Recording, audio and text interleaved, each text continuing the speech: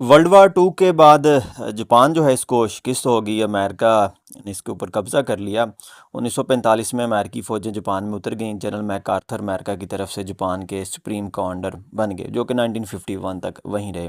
इसके बाद general MacArthur की मर्ज़ी के मुताबिक जापान का नया आइन बनाया गया, जो कि 3 नवंबर 1946 को जापानी असम्बली में मंजूर कर लिया गया।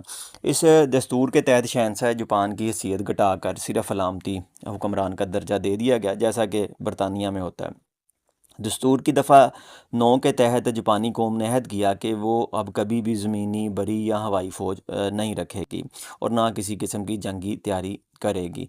बहरहाल 1954 में फिर जो जापान है उसने अपनी फ़ौज जो है वो बना ली। पुलिस का एक दस्ता जो है उसको तोड़ के उसने फ़ौज बना ली और मौजूदा ज़माने में जापान की जो है वो फ़ौज है।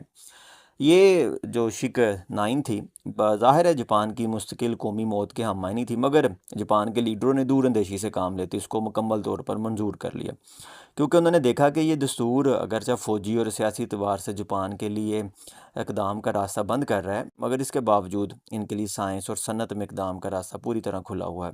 जापान की कौम जंगी और सियासी टकराव के मैदान से वापस आकर इल्म और सन्नत के मैदानों में बाकी मानता मौक़ों को इस्तेमाल करने लगी। यहाँ तक कि सिर्फ 40 साल बाद मौर्रख को जापान के बारे में ये अल्फाज लिखने पड़े कि 1945 की दूसरी आलमी जंग में शिकस्त खाया हुआ जापान दोबारा जंग के खंडरों से उठ खड़ा हुआ और दुनिया की एक अजीम इक़्तिसादी ताकत बन गया। हाल को मान लेना आदमी के लिए मुस्तकबिल का रास्ता खोलता है। जो लोग हाल को ना माने वो मुस्तकबिल के अजीम तर इम्कानात को पाने से भी महरूम रह जाते हैं।